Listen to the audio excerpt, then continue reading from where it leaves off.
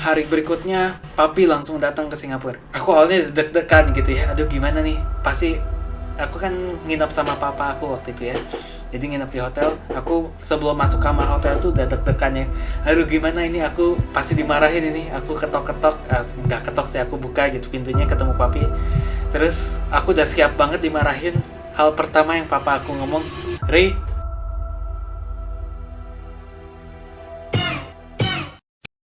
aku pindah ke Singapura umur 15, hidup sendiri, tanpa uang jajan dari orang tua, semua serba terbatas deh.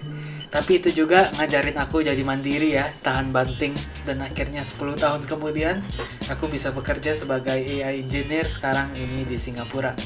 Jadi, halo, nama saya Raymond. Saya perantau pertama, saya sudah di Singapura selama 10 tahun ke belakang. Dan perantau kedua adalah, Nama saya William, aku adalah project manager di Australia dan aku sudah di Australia selama 10 tahun juga. oke, jadi hari ini aku mau ceritain perjuangan aku merantau ya di Singapura dari SMP sampai hari ini, rasanya gimana, perjuangannya kayak gimana, dari benar-benar gak punya apa-apa, dari benar-benar melarat gitu ya, sampai hari ini bisa setidaknya bisa hidup di Singapura secara lebih nyaman ya. Salah satu negara paling mahal di Asia. Boleh dicek. Kita udah buat video tentang cost of living di Singapura ya. Jadi perjalanan aku ke Singapura itu bermulai dari waktu aku SMP. Aku masih umur 15 ya, masih bocah banget. Kebetulan hoki aku bisa dapat beasiswa ke Singapura untuk belajar di Singapura buat secara percuma, gratis ya. Jadi lumayan hoki juga. Jadi beasiswa ini aku bukan orang yang sangat-sangat pinter ya. Aku ya dibilang oke lah, nggak terlalu pinter. Tapi aku juga hoki dan mungkin ada lebih jago buat ngomong dan mengconvince orang kalau aku layak untuk mendapatkan beasiswa ini ya. Tapi dulu itu ya, waktu zaman SMP ya, orang-orang yang paling pinter di SMP aku gitu, yang ranking-ranking itu malah pada banyak yang nggak dapet juga gitu beasiswa ya. Soalnya beasiswa di Singapura itu mereka nggak cuma ngeliatin nilai, mereka liatin kamu secara holistik. Aku juga hampir nggak dapet, tapi hoki bisa dapet. Aku, kalau menurut papa aku ya, selama aku hidup di Singapura ini, hidup aku benar-benar kayak di ujung tanduk gitu. Hampir gak dapet, terus dapet. Hampir gak dapet, terus dapet gitu. Jadi hoki juga ya. Sama. Hal-hal yang besar kayak dapat beasiswa, dapat pekerjaan yang lumayan baik, aku termasuk lumayan hoki. Jadi terima kasih siapapun yang di atas sana yang membantuku ya. Nah, waktu aku dapat beasiswa ini tuh mencangkupi tempat tinggal, jadi aku nggak perlu bayar tempat tinggal, mencangkupi biaya uang sekolah, jadi aku juga nggak perlu bayar sekolah, dan juga dikasih uang jajannya, dikasih uang jajan dari pemerintah Singapura, walaupun dikit. Setidaknya aku selama SMP dari umur 15 ini aku tidak membebankan orang tua. Jadi benar-benar orang tua tuh nggak perlu ngasih duit jajan ke aku. Dan ini ada enaknya ada nggak enaknya. Nggak enaknya itu uang jajannya tuh ngepas banget, bener-bener dikit banget. Kalau nggak salah satu minggu tuh dikasih sekitar $50 deh budgetnya. Itu waktu aku SMP, $50 buat satu minggu itu kayak nggak ada apa-apanya. Satu bulan $200, gimana mau hidup kan. Tapi ya karena tempat tinggal ada, makanan dikasih di asrama ya, jadi kalau ngepas ya bisa tetap makan di sekolah. Sekali makan mungkin $5 gitu ya. Dan waktu aku masuk ke SMP itu pertama kali aku masuk ke sekolah orang kaya. Jadi aku masuk ke sekolah yang dianggap sekolah elit gitu ya. Dimana di sini aku merasa aku sangat inferior gitu. Setiap pagi datang ke sekolah gitu, mereka ngomong obrolannya, oh bapak saya baru beli mobil baru, oh bapak saya baru beli Maserati gitu. Sedangkan aku cuma di ujung gitu, aduh $50 minggu ini bisa dibeli apa ya. Ya gitulah, walaupun dikasih duit dari pemerintah ini benar-benar pas-pasan, tapi ya aku juga sangat bersyukur. Aku juga sempat hampir dideportasi dari Singapura waktu aku SMP ya, karena perbuatan aku yang benar-benar gak jelas. Dulu aku masih bocah banget. Aku ingat aku lagi exam nih ya, lagi ujian. Ini ujiannya ujian nasional ya. Kasih tahu gak ya? Kasih tahu aja. Ngomongin di podcast kayak kasih tahu aja, ya udah. Nah jadi ceritanya tuh aku ada ujian praktek kimia. Pada saat itu lagi zaman Snapchat gitu ya. Dulu kan Snapchat kita mau nge-streak kan setiap hari gitu ya. Jadi aku waktu masuk ke ujian praktek ini tuh aku benar-benar mikir kayak oh ini kelas praktek biasa gitu. Padahal ini ujian nasional praktek gitu ya. Aduh, mending kasih tau nggak ya? Kasih tahu aja. Mencemarkan nama baik. Tapi ya udahlah, buat kalian. Di sini aku ada Bentar, perbuatan masalahnya ini ini kan in the past. Pemerintah juga udah tahu gitu ya. Gara-gara pemerintah udah tahu kalau misalnya ini info keluar sampai kemana-mana, nggak jadi masalah kan? Udah di solve juga ya nggak sih? Jadi aku masuk ke sekolah, aku masuk ke ruangan praktek ini tuh aku nganggep ini kayak kelas praktek biasa ya. Jadi aku bawa HP gitu, nyantai aja gitu. Apa semua kertas sudah ada di depan. Terus aku dapat notification Snapchat, ting gitu. Sekarang ya foto laboratoriumnya ya tekrek. Aku kirim ke beberapa orang buat strict gitu ceritanya ya. Aku melakukan itu dengan sangat santai di depan guru ya. Gurunya depan aku langsung nanya, kamu baru ngambil foto? Aku kayak, oh iya ya aku baru ngambil foto. Dia bilang, delete sekarang juga. Terus aku bilang, gak bisa delete pak, udah aku kirim. Wah, kena masalah besar itu satu sekolah. Ujian praktek kimia di cancel semua, dan pada saat itu juga aku dipanggil ke kepala sekolah, dan besoknya orang tuaku harus datang ke Singapura buat mendiskusikan apakah aku bakal dideportasi dari Singapura atau enggak karena aku anak beasiswa. Oh enggak, besoknya, hari berikutnya. Hari berikutnya papi langsung datang ke Singapura. Aku awalnya deg-degan gitu ya. Aduh gimana nih? Pasti aku kan nginap sama papa aku waktu itu ya. Jadi nginep di hotel, aku sebelum masuk kamar hotel tuh udah deg-degan ya. Aduh gimana ini, aku pasti dimarahin ini. Aku ketok-ketok, nggak ketok sih, aku buka gitu pintunya, ketemu papi. Terus aku udah siap banget dimarahin. Hal pertama yang papa aku ngomong, Ri, mau makan apa Ri? Di sini papa aku juga lumayan suportif ya. Jadi aku nanya juga, kok papi nggak marah sih? Ri baru melakukan hal yang sangat bodoh kayak gini, ini bisa mencemarkan masa depan Ri gitu ya. Papa saya ngomong, ya ini kan udah terjadi, apapun yang terjadi ya terjadilah gitu. Cewek, mari kita nyantai dan ayo kita ambil kopi kita masing-masing.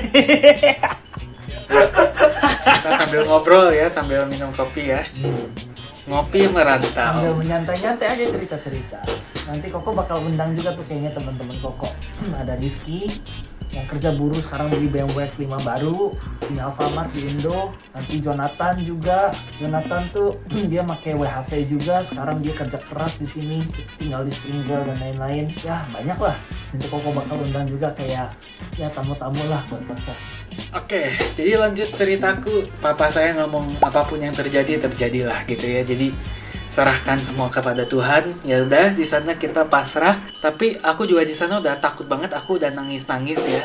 Aku masih kecil gitu ya. Satu komunitas anak-anak beasiswa yang Indonesia, agama segala agama gitu. Pada saat itu berkumpul di satu tempat. Semua video call aku pas HP satu-satu buat doain aku semoga Rimen gak kenapa-napa. Jadi itu semoga Rimen gak kenapa-napa. Enggak. Semoga Kenapa Rimen... tiba-tiba anak-anak agama pada ngedoain kamu semua? Kamu yang minta? Enggak. Sayang, aku nggak minta.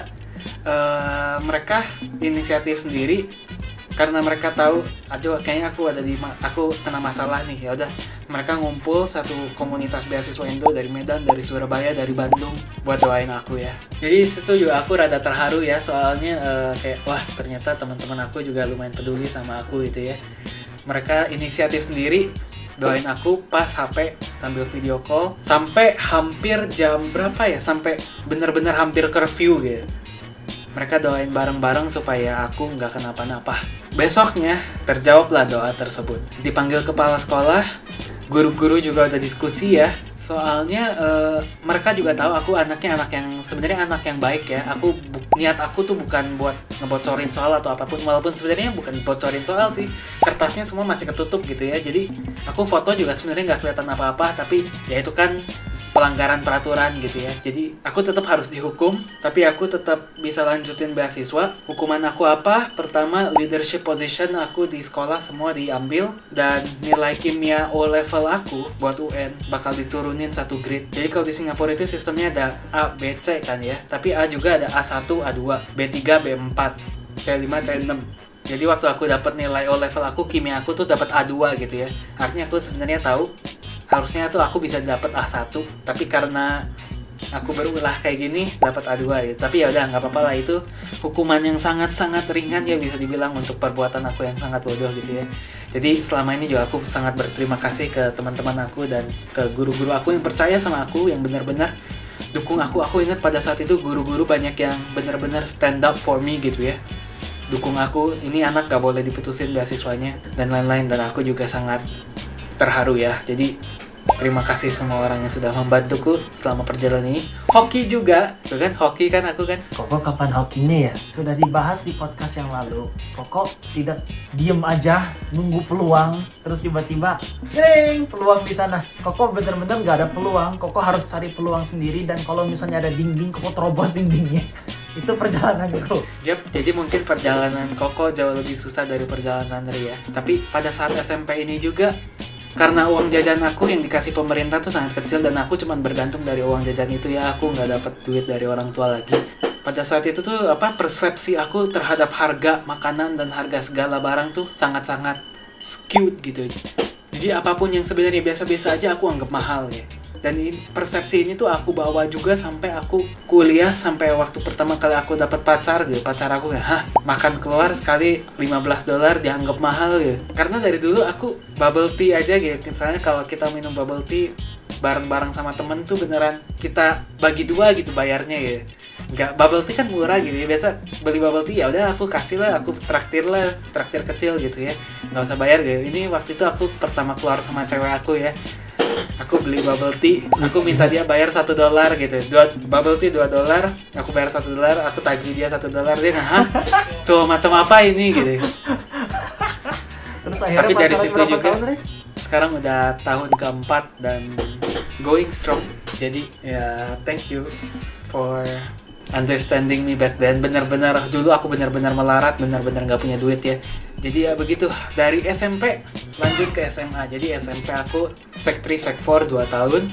Terus SMA juga 2 tahun, J1, J2 ya. Di sini aku belajar A level dan uang jajan yang dikasih pemerintah naik sedikit tapi masih sangat susah. Tapi akhirnya aku bisa buat nabung. Jadi aku bisa nabung dikit-dikit sampai waktu itu aku benar-benar pengen beli gitar baru ya. Aku kan hobi main gitar, kalau mau lihat video gitar aku ada YouTube channel sendiri ya. Silahkan dicek. Aku pengen nabung buat beli gitar itu harus makan rumput berminggu-minggu, bener-bener gak ngeluarin duit sama sekali, bener-bener nabung sampai ketabung. Akhirnya ketabung berapa waktu itu dulu tuh $300 buat beli gitar aku yang ini nih, sampai sekarang masih aku simpen. Tara, ini gitar udah rusak ya, belum aku benerin, tapi semua gitar yang aku punya di sini memiliki sentimental value ya, aku nggak mau jual juga. Setiap gitar yang aku miliki mempunyai ceritanya masing-masing gitu. Jadi aku nabung buat beli gitar itu, gitar bekas dulu ya. Tapi akhirnya karena uang jajanku naik sedikit, aku bisa menabung dan membeli barang lah. Nah setelah SMA, beasiswaku habis. Jadi kontrak beasiswa pertama aku itu disebutnya ASEAN Scholarship ya.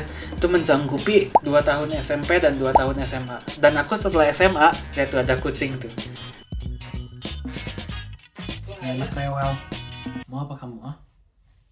Setelah aku SMA, aku harus cari kuliah. Dan kuliah aku mau cari beasiswa lagi ya. Ini pun ada perjuangannya ya. Jadi dulu aku apply ke kuliah di Singapura tuh NUS, NTU, SMU, SUTD gitu ya. Dari 4 kuliah ini, yang pertama nawarin aku beasiswa lagi tuh SUTD. Kalau mau dilihat, aku juga baru bikin video tentang SUTD versus NUS, NTU. Silahkan dicek di sini.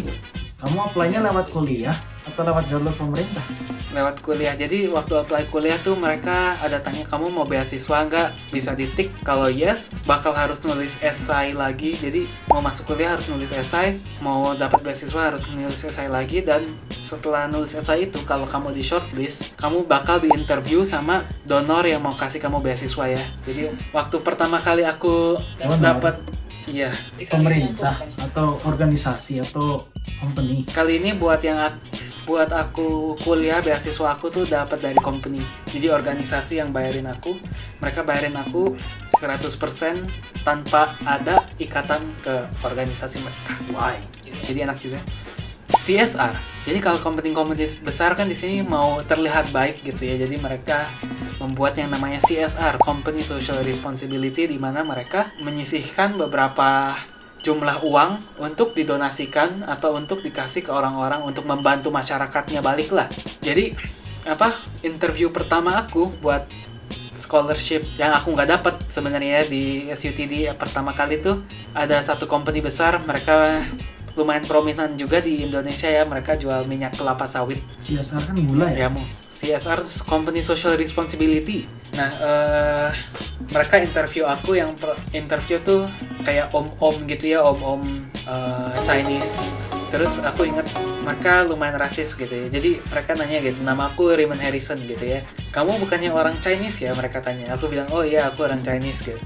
Kamu bisa bahasa Mandarin? Aku bilang, enggak gimana bisa. Terus mereka langsung menghujat aku di sana kayak, wah, kamu berketurunan kamu berketurunan Tionghoa tapi nggak tahu culture-mu sendiri, kamu tidak tahu sopan santun kepada leluhurmu, bla bla bla bla bla bla.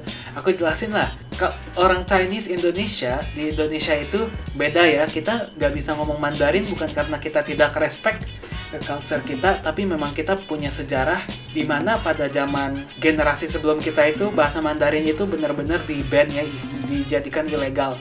Kalau kalian penasaran sejarahnya, silahkan cari di YouTube, juga banyak itu sejarah tentang identity crisis orang-orang Chinese Indonesian ya.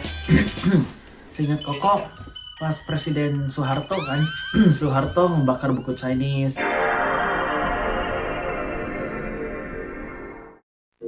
Gak cuman 98 itu terjadi karena Asian Financial Crisis, tapi itu kita bisa bahas lagi di podcast berikutnya kalau mau dibahas lebih dalam ya, tentang kehidupan mungkin Chinese Indonesian di Indonesia kayak gimana sebagai minoritas di Indonesia. Waktu aku jelasin ada alasan kenapa aku nggak bisa ngomong Mandarin, interviewernya langsung ngomong di depan aku. Aku kaget, pertama kali interviewer ngomong kata kasar gitu. Dia bilang bullshit. Iya ke aku. Tapi ya udah gitu. Ya udahlah, aku udah ngomong ya udah aku nggak dapet lah kayaknya. Ya udahlah, kayaknya kali ini kuliah aku nggak dapet beasiswa kali ya. Itu aku untuk beberapa kalinya di ujung tanduk lagi nih, hampir gak dapet beasiswa. Sampai akhirnya dikabarin aku nggak dapet beasiswa itu. Beasiswa yang itu ya cuma 80% sebenarnya. Jadi walaupun dibayarin 100%, 20% lagi harus dibayar balik ke sekolah setelah kita lulus. Yap, karena aku nggak dapet beasiswa itu, aku awalnya udah ya udahlah, lihat gimana lagi lah, lihat sejalannya aja ya. Ternyata ada yang nawarin lagi gitu, ada yang nawarin company lain kasih 100% beasiswa, dan pada saat itu aku nggak di-interview sama mereka gitu, jadi langsung dapat gitu. Aku gak, wah bagus banget gitu, enak banget dan baik banget mereka gitu, bener-bener gak perlu interview, mereka kasih aku beasiswa 100% buat aku kuliah di Singapura. Mereka cuman ngomong, oke, beasiswa nih gitu. Iya, mereka nggak interview aku bahkan sama sekali. Yang terakhir kali aku dapat, tapi kali ini beasiswa aku nggak dapat uang jajan dan nggak mencangkupi tempat tinggal. Jadi yang mereka cangkupi cuman biaya sekolah, tapi biaya sekolah itu benar-benar mahal ya. Kalau kalian lihat di sini udah aku bahas, 1 tahun di SUTD itu ya sekolah $60,000 kali 4 tahun. 60,000 kali 4 berapa coba? $240,000 buat sekolah 4 tahun. Coba bayangin itu berapa duit tuh yang mereka keluarin buat aku. Nggak tahu, silakan editor translate ke Indonesian rupiah. Mungkin 3M kali ya, nggak tahu ya. Coba ya. Bener 3M lebih. Berarti sekarangnya sini berapa? 12.000-an. 12.800, 12.900. Karena beasiswa ini aku nggak dikasih uang tempat tinggal, setidaknya orang tua aku tuh bantuin aku biayain tempat tinggal aku ya. Jadi setiap bulan mereka keluar duit $400 buat bayarin hostel aku.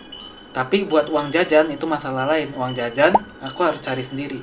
Dan di sini aku juga struggle. Aku bener-bener harus juggle antara sekolah dan kerja. Soalnya sekolah juga ya kalau buat aku mau keep beasiswa itu aku bener-bener harus ada nilai minimum lah, ada GPA minimum.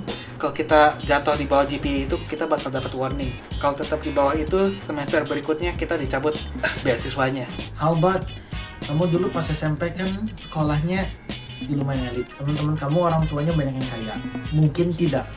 Salah satu dari teman kamu yang punya company, begitu kamu apply beasiswa, oh Raymond Ellison gue kenal sama ini, udahlah kasih aja. Enggak lah, company yang donor scholarship buat aku itu adalah company yang dari dulu memang sudah berjalan gitu, dari udah lama banget.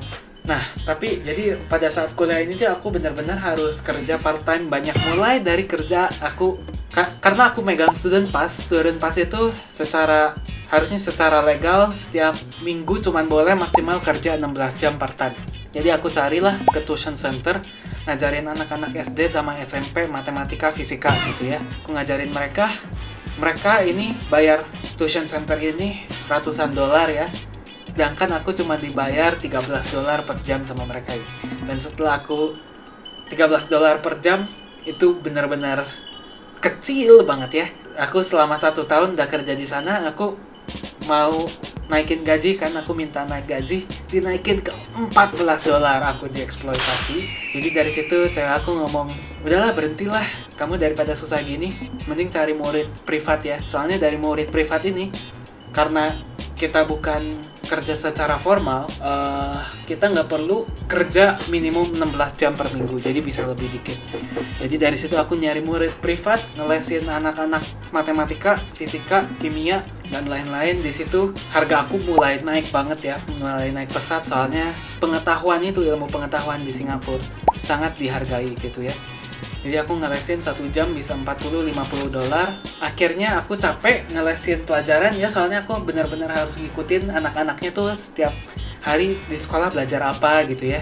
Ya aku berhenti, aku mau coba ngelesin gitar. Soalnya aku pernah ngeliat orang ngelesin gitar di Singapura privat one on one gitu.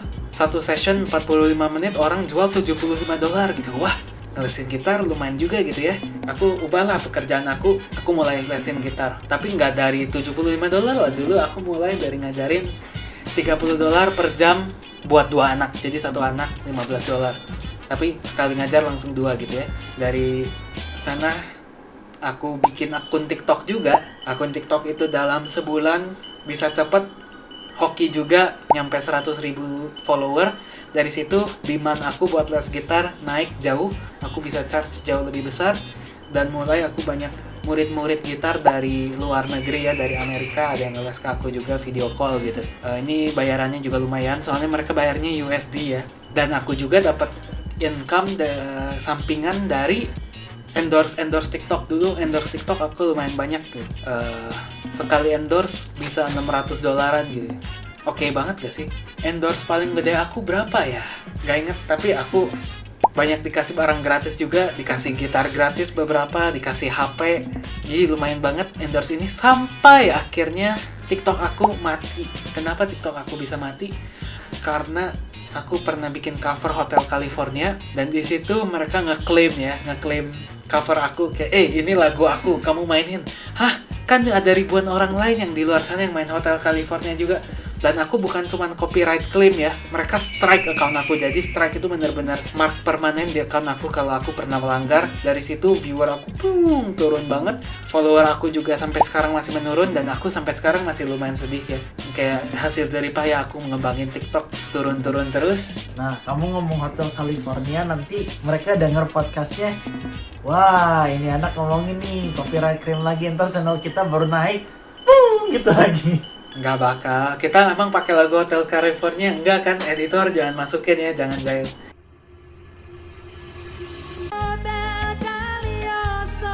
Ting ting ting. Mau kena band. Ya udah. Setelah itu aku nggak pernah itu bakal kena band lagu ya? Hotel. Ting ting ting ting ting ting ting ting ting ting. Kan beda. Nggak tahu ah. Beda. Tapi anehnya ya, waktu itu aku bener-bener gak pakai audio mereka sama sekali. Jadi aku bener-bener bikin fingerstyle cover Hotel California gitu ya. Jadi materi mereka sama sekali gak aku pakai juga, tetap diklaim ya. Dan setelah diklaim, aku akunnya di strike sama yang punya Hotel California, yaitu Universal Music Group. Padahal dulu aku pernah membantu Universal Music Group buat promosiin salah satu artis mereka secara gratis, dan mereka tusuk aku dari belakang kayak gitu. Jadi rada titit juga ya mereka ya. Pas Koko nyanyi lagu Hotel California di cancel atau kena ban kan? Nggak akan. Intinya dulu, walaupun aku penghasilannya udah lebih besar setelah aku mulai ngelesin secara privat, aku pun masih lumayan ngepas gitu ya hidupnya ya, sampai sendal aku bolong-bolong bertahun-tahun aku pakein gitu. Akhirnya cewek aku juga kasihan kasih aku sendal baru gitu. Waktu aku keluar sama temen juga mereka lihat aku kayak mungkin sedikit dikasihani, tapi ya apa ya, jadi setiap kali keluar sama temen aku juga, temen aku tahu aku nggak bisa keluarin duit terlalu banyak ya. Dan akhirnya beres aku kuliah, aku mulai apply kerja, dan job market lagi jelek banget ya. Aku sampai apply 160 roles yang berbeda. 160 role berbeda itu tuh kamu pakai aplikasi apa sih? Jora atau gimana? Kebanyakan dari LinkedIn. Kalau misal kamu apply dari LinkedIn itu kamu kayak cuman ngasih CV sama cover letter doang, terus tanya beberapa employer question, atau kamu harus nulis essay di Ya biasa kan prosesnya ya, kasih resume dan kasih cover letter.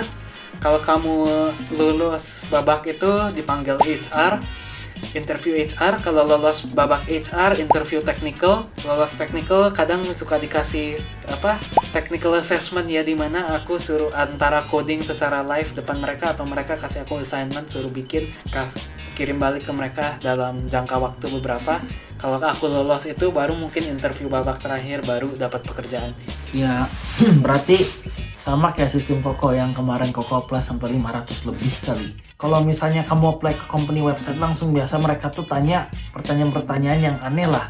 Why do you think if you're absent for 3 months, how will it affect your work and your company and its projects? Koko ditanya kayak gitu, please write an essay for 200 words. Koko kayak oke, Koko quick apply aja lah yang di SIG. Kalau misalnya kayak gitu-gitu, Koko kadang-kadang tuh males apply-nya. Cuman di SIG juga opportunity yang quick apply, kasih CV, cover letter, dan interview banyak ya. Jadi ya gitulah. Oke, jadi karena pada saat itu cari kerjaan itu susah, jadi aku tuh setelah lulus aku sempet kayak sedikit homeless ya. Aku keluar dari hostel, aku nggak punya tempat tinggal. Aku tinggal sementara di rumah cewek aku, tapi karena aku belum bisa bayar rent juga dan belum ketemu tempat tinggal yang lain, aku akhirnya pulang ke Indo dulu sambil cari kerjaan selama 1 bulan. Akhirnya aku dapat rent di Singapura.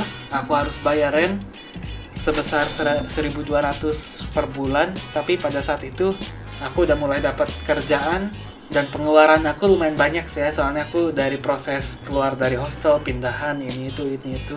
Waktu aku masuk ke pekerjaan pertama, duit aku di bank sisa $200 gitu. Jadi walaupun aku udah orang kerja ya, udah orang yang kerja, di bulan pertama tuh aku benar-benar tetap melarat gitu. Sampai akhirnya dapat gaji pertama aku, akhirnya merasa lumayan kaya gitu.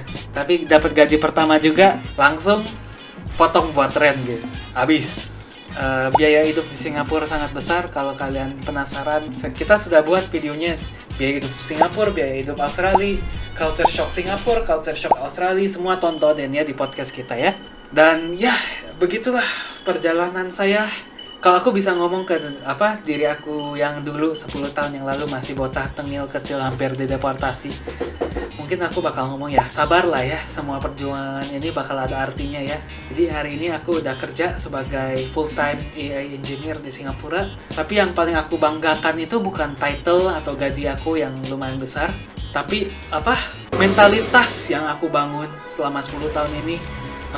Struggle dimana aku benar-benar mencoba sangat-sangat berat untuk tidak menyusahkan orang tua, tidak mengambil uang orang tua untuk uang jajan, dan benar-benar jiwa never give up-nya itu sampai aku bisa berdiri hari ini sekarang di tempatku yang sekarang. Aku punya tempat tinggal yang cukup layak di Singapura, dan itulah yang ku banggakan. Jadi perjalanan yang susah ini mungkin dari awal orang tua kita juga memang sengaja nggak mau kasih kita uang jajan, mereka mau kita struggle ya. Dan ini semua ada tujuannya karena kita anak-anak cowok, mereka juga mau kita belajar gimana sih susahnya dan jeripayahnya mencari duit. Terutama kita hidup sebagai anak kecil yang jauh dari orang tua di negara asing gitu. Jadi ya kalau cerita ini ngebantu kalian atau kalian juga anak-anak yang lagi ngerantau dan struggling, silahkan follow podcast ini dan share ke teman-teman kalian yang butuh semangat juga ya. Karena kita semua lagi jalanin perjuangan ini masing-masing dan perjalanan aku sebenarnya gak ada apa-apanya ya, termasuk dibanding perjalanan kokaku yang sudah dibahas di podcast sebelumnya. Ya, Silahkan dicek juga seperti lah. homeless, berlumuran darah-darah. Tar, menurut kamu ada sugesti nggak orang kalau misalnya pakai work pass ke Singapura, gimana caranya biar mereka bisa dapat kerjaan sebagai AI engineer atau dan lain-lain? Kalau mau bahas tentang cari kerjaan atau AI in general atau job market di Singapura, proses dapat work pass dan lain-lain, kita bisa bahas di podcast-podcast berikutnya kalau ada demand ya. Kalau penasaran silahkan komen di bawah ya, kita bisa bahas lagi. Cuman ada sugesti nggak biar orang yang work pass, biasa work pass harus S1 nggak sih di sana? Work pass, employment pass, S-pass beda semua. Yang kuliah S1 di Indo tuh mau kerja di Australia, kerja di Singapura pakai apa biasanya? Kebanyakan pakai S-pass, tapi kalau kalian kuliah di Singapura, kalian harus dapat employment pass kayaknya. Enggak, kuliah di Indo mau kerja di Singapura. Kalau kerja di Singapura pakai S-pass bisa dapat AI engineer apa, bisa nggak tuh? Ya bisa aja, kenapa nggak bisa? Gak ada working restriction kan, kayak 6 bulan with one employer lah, apalah.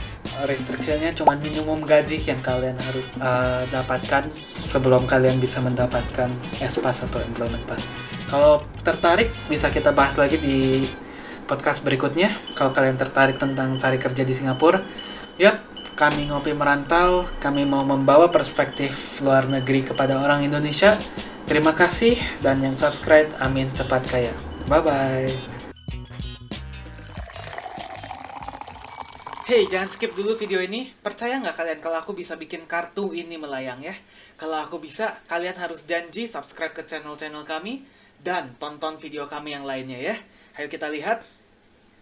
Hey, melayang beneran ini. Sesuai janji.